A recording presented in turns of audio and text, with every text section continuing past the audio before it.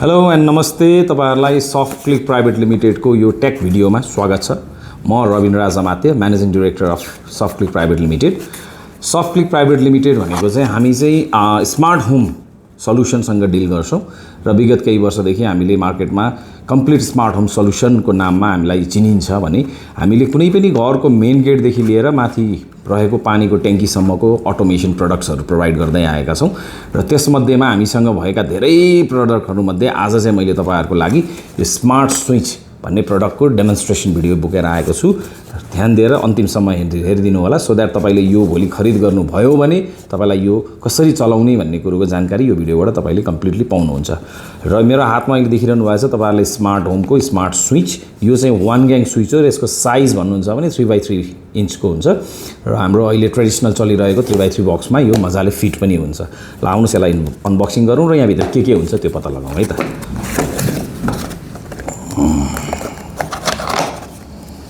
यो बक्स भित्र हामीले पाउन सक्छौं एउटा स्मार्ट स्विच,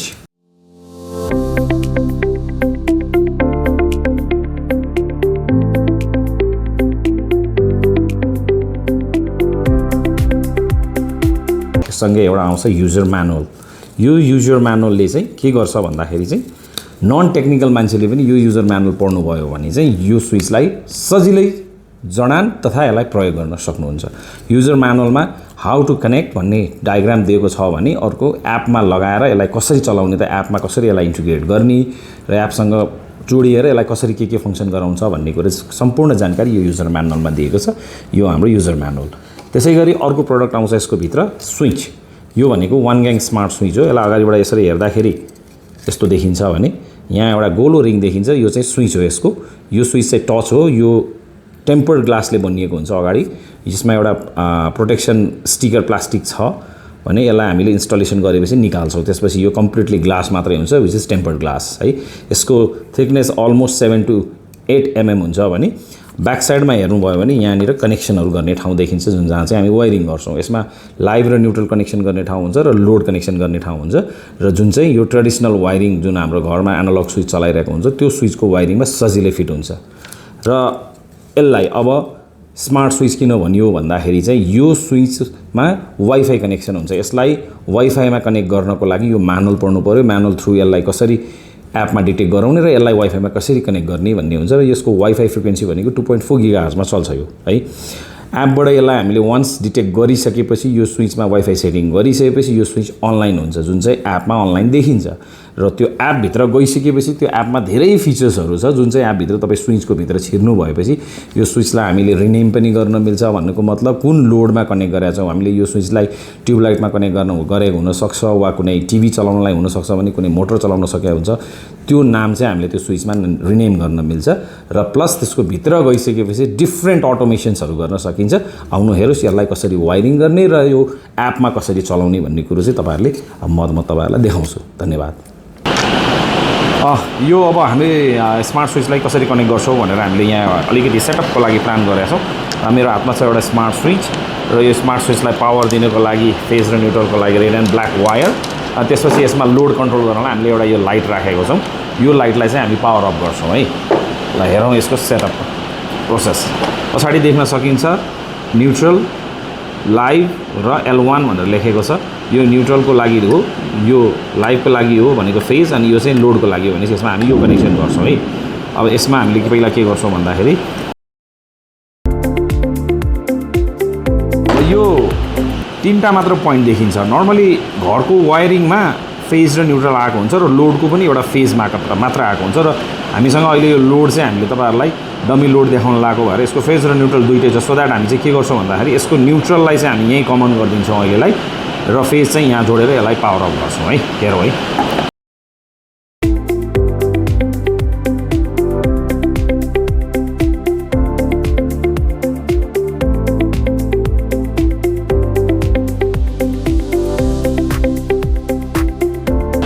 देख्न सक्नुहुन्छ तपाईहरुले यहाँ सेटअप।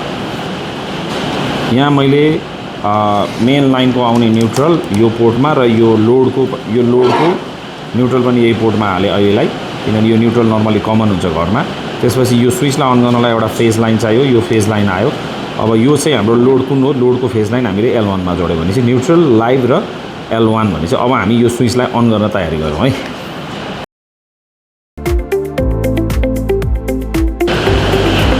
हामीले देख्न सक्छौँ यहाँ यो स्विचलाई मैले पावर दिइसकेँ। यो लोड यसबाट कन्ट्रोल हुनु पर्यो। अहिले यहाँनिर हामीले सानो एउटा नीलो बत्ती बलेको देख्छौँ। यो चाहिँ ब्याक एलइडी भन्छ यसलाई भने। यो चाहिँ यसको फिचर्स किन हो भन्ने मैले एकछिनमा भन्छु। अहिले चाहिँ अब यो स्विच अन भइसक्यो। अब यो स्विचबाट हामीले यो लोडलाई अन गर्नलाई हामीले यो स्विचमा चाहिँ टच गर्ने रिङ दिएको छ, जुनमा चाहिँ हामीले एक ट्याप गर्दाखेरि यो अन हुन्छ, फेरि अर्को ट्यापमा यो अफ पनि हुन्छ। भनेपछि यो टच स्विचले काम गर्यो। अब यसलाई हामीले एपमा कसरी गर्ने भने चाहिँ यो अहिलेसम्म म्यानुअल भयो, म्यानुअली त जुन पनि स्विच चलिरहेको हुन्छ। तर अब यसलाई हामीले एपबाट कन्ट्रोल गर्नलाई चाहिँ के गर्नुपर्छ भन्ने कुरो चाहिँ आउनुहोस् हेरौँ। अब हामीले यो स्विचलाई म्यानुअली अन अफ त गर्न सक्यौँ, one touch on one touch off त भयो। अब यसलाई हामीले वाइफाईमा कसरी कनेक्ट गर्ने भन्ने कुरो चाहिँ हामीले यो मोबाइलबाट, अहिले मसँग एप्पलको फोन छ भने यो चिज एन्ड्रोइडमा पनि हुन्छ यो अभाइलेबल। हामीले यो टुया भन्ने एप इन्स्टल गर्छौँ। यसमा यहाँ देख्न सक्नुहुन्छ यो टुया भन्ने एप छ। यो टुया भन्ने एप छ। यो टुया एप चाहिँ हामीले मोबाइलमा इन्स्टल गर्नु पर्यो। यो टुया एप एन्ड्रोइड र iOS दुईटै भर्जनमा अभाइलेबल छ भने यो टुया एपले हामीले इन्स्टल गरिसकेपछि जस्ट विल ओपन इट र त्यसपछि होम भन्ने आउँछ र हामीले एउटा यहाँनिर गएर होम म्यानेजमेन्टमा गएर हामीले आफ्नो एउटा घर क्रिएट गर्न सक्छौँ। माई होम भनेर एउटा न्यू होम पनि बनाउन सक्यो, क्रिएट होम भनेर। यो क्रिएट होम गरिसकेपछि चाहिँ यहाँबाट तपाईँले आफ्नो घरको नाम राख्न सक्नुभयो। जस्तो फर इक्जाम्पल अहिले हामीले चाहिँ होममा टेस्टिङ फर प्रडक्ट भनेर एउटा होम नेम क्रिएट गऱ्यौँ भने अब यसमा हामीले यो प्रडक्टलाई कसरी एड गर्ने भन्ने म तपाईँलाई देखाउँछु। यसको लागि सबभन्दा पहिला यो स्विच स्ट्यान्ड बाई मोडमा हुनु पऱ्यो। भनेको मतलब अन गरे पनि अफ गरे पनि जे गरे पनि यो स्विच चाहिँ अन हुनु पऱ्यो, यहाँ ब्याकलाइट एलइडी बलेको हुनु पऱ्यो। त्यसपछि यसलाई हामीले लङ प्रेस गर्छौँ जबसम्म यसमा रेड र ब्लू बत्ती चाहिँ ब्लिङ्क हुँदैन। हेरौँ अब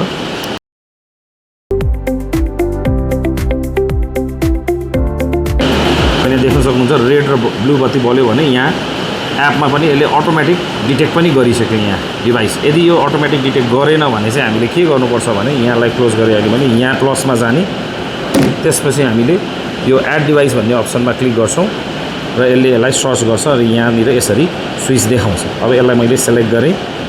त्यसपछि हामीले यसलाई 2.4 गिगाहर्जको वाइफाईमा हामीले यसलाई कनेक्ट गर्नुपर्छ so that we have to select the wifi. 2.4 गिगाहर्जको वाइफाई वा 5 गिगाहर्जको दुइटै मर्ज भएर पनि बसेको हुन्छ। यो 2.4 गिगाहर्ज र 5 गिगाहर्जको एउटैमा देखायो भने पनि कनेक्ट हुन्छ। सो द्याट कहीँ चाहिँ सेपरेट गरेर राखेको हुन्छ भने 2.4 गिगाहर्जको वाइफाईमा मोबाइल कनेक्ट हुनु पऱ्यो पहिला है। त्यसपछि हामीले यहाँ SSID हाल्यौँ, त्यसको पासवर्ड हाल्यौँ र यसलाई हामीले नेक्स्ट गरिदियौँ र नेक्स्ट भएपछि यो बिङ एडेड भन्दैछ। यसले one touch switch being added भन्दैछ। अब यो एड भइसकेपछि यसले दिने फिडब्याक हामी हेर्छौँ है।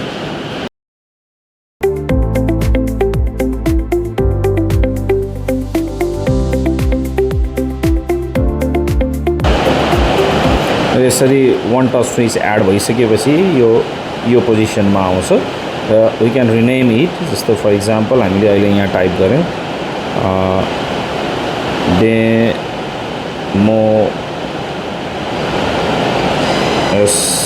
SWIT डेमो स्विच भनेर हामीले एड गऱ्यौँ र यसलाई फिनिस पनि गऱ्यौँ। अब यो डेमो स्विच भएर एड भयो, यसलाई हामीले डन गऱ्यौँ। अब यो यहाँ आइपुग्यो है। अब यसले यहाँभित्र गइसकेपछि चाहिँ यो आउने बित्तिकै फर्स्ट टाइम एड हुँदा चाहिँ अटोमेटिक भित्र जान्छ। अब यहाँनिर तल हामीले डेमो स्विच भनेर एउटा प्रडक्ट देख्न सक्छौँ। यो प्रडक्टलाई अब हामीले यहाँबाट भित्र गयो भने यस्तो यहाँ स्विच आउँछ। यसलाई हामी यसको क्लोज भ्यू पनि दिन्छु तपाईँहरूलाई। यसलाई मैले यहाँ टच गरेँ भने पनि यो बत्ती बल्यो, अफ भयो। सो यु क्यान सी एकदम फास्ट रेस्पोन्स छ। यहाँ टच गर्न पाएको छैन, अन भइसक्यो होइन। यहाँबाट अन गर्नु र यहाँबाट अन गर्नुमा खासै केही पनि फरक छैन। अब यसको फिचर्सहरू चाहिँ यहाँ सेटिङ्सभित्र पनि हुन्छ। यसको बेसिक फिचर भनेको सबभन्दा पहिला सुरुमा हामीले लोड स्मार्ट स्विच किन चलाउँछौँ भन्दाखेरि चाहिँ यसमा एउटा रिस्टार्ट स्ट्याटस छ भने चाहिँ भनेको मतलब चाहिँ यो चाहिँ के हो भन्दाखेरि जस्तो नर्मली हामीले बत्ती जाँदाखेरि चाहिँ हामीले कुनै लोड अन गरेर गएको हुन्छौँ, बत्ती आउँदाखेरि हामीले अनि त्यसपछि हामी स्विच अफ गर्न बिर्सिन्छौँ र बत्ती आउने बेलामा कहिलेकाहीँ हाई भोल्टेज आएर त्यो लोड चाहिँ तपाईँको बिग्रिन सक्छ, जल्न सक्छ। त्यसको लागि यसले के फिचर दिएको हुन्छ भन्दा रिले स्ट्याटसमा चाहिँ किप एज लास्ट स्ट्याटस भनेको मतलब हामीले अन गरेर छोडेको थियौँ अनै भएर बस्छ, अफ गरेर छोडेको थियौँ भने अफै भएर बस्छ र अर्को अन र अर्को अफ। नर्मली यसलाई अफ राखिन्छ। यो भयो भने चाहिँ तपाईँको बत्ती गएर आउँदाखेरि पनि त्यो लोड चाहिँ अफै स्ट्याटसमा बस्छ र यो एउटा ब्याकलाइट स्विच अघि मैले भनेको थिएँ नि यहाँबाट मजाको नीलो बत्ती बलिरहेछ त्यो चाहिँ अँध्यारो कोठामा जाँदाखेरि पनि तपाईँको बत्ती कहाँ छ त स्विच कहाँ छ त भन्ने कुरो चाहिँ इन्डिकेट गर्छ जब यसलाई हामीले टच गरेर अन गर्छौँ यो अलिकति हार्ड ब्लू कलर आउँछ भने हामीले यसलाई अफ गर्दाखेरि चाहिँ लाइट ब्लू आउँछ यसलाई अफ गर्नलाई हामीले यहाँबाट अफ गरिदियो त्यो पनि निप्छ है तर यसलाई अन गरेर राख्नुपर्छ र यो चाहिँ हामीलाई स्विच कहाँ छ भनेर पत्ता लगाउनलाई यसले सहयोग गर्छ भने अब अर्को यहाँ टाइमर भन्ने सेटिङ्स हुन्छ यो सेटिङ चाहिँ हामी कसरी चलाउँछौँ भन्ने कुरो अब म तपाईँहरूलाई सिकाउन गइरहेको छु अब चाहिँ हामीले यो स्क्रिनमा हेर्न सक्छौँ यहाँनिर यो स्विच भयो यो अन अफ गरेको जस्तो भयो अघि भने अब चाहिँ हामी यसको टाइमर सेटिङ्समा जान्छौँ यहाँनिर काउन्टडाउन भन्ने फिचर दिएको हुन्छ हामीले मोटर अन गऱ्यो कुनै पनि लोडलाई अन गरेर कति मिनटमा अफ गर्ने भनेर टाइमर सेट गरेर यसलाई प्ले गरिदियो भने अटोमेटिक अब यो 5 मिनट मैले 5 मिनटको टाइमर हालेको छु यो 5 मिनटमा आफै अफ हुन्छ हैन एउटा यो भयो गर्न सकिने त्यसैलाई मैले डिलिट गरिदिएँ अहिले एक्टिभेट डिसेट स्केड्युलिङ गर्न सकिन्छ भनेको सन्डे टु स्याटरडे विकको चाहिँ कुन टाइम अन गर्ने र कुन टाइम अफ गर्ने यहाँ तपाईँले टाइम सेटिङ गर्न सक्नुहुन्छ हैन कुन दिन कति बजे अन गर्ने कति बजे अफ गर्ने त्यसै गरी सर्कुलेट भन्ने फिचर हुन्छ ऱ्यान्डम भन्ने फिचर हुन्छ इन्चिङ भन्ने फिचर हुन्छ र यो सर्कुलेटर र ऱ्यान्डम भन्दा पनि इन्चिङ चाहिँ बढी युज हुन्छ यो चाहिँ धेरै जसो चाहिँ कुनै स्विच चाहिँ बच्चाहरूले चलाइदिन्छ भनेर यदि त्यो स्विच चाहिँ डेडिकेटेड लोडमा छ भने चाहिँ उनीहरूले पावर यो अन गर्ने बित्तिकै अफ गर्ने जस्तो मैले अहिले यहाँ 1 सेकेन्डको इन्चिङमा अन गरिदियो भने यो स्विचलाई चाहिँ मैले अन गर्ने बित्तिकै 1 सेकेन्डमा आफै अफ हुन्छ यो अन भयो आफै अफ भयो भनेपछि यो इन्चिङले चाहिँ यो काम गर्छ भने यो अफ गरेर राख्दा पनि भयो हामीले यसलाई अफ गरेर राख्ने भयो र तपाईँले यही स्विचलाई तपाईँले डोरबेल बनाउनुहुन्छ भने पनि यसमा पनि काम गर्यो है यसले डोरबेल बनाउन पनि मिल्यो र यसको चाहिँ यति हो फिचर्स अब यसलाई तपाईँले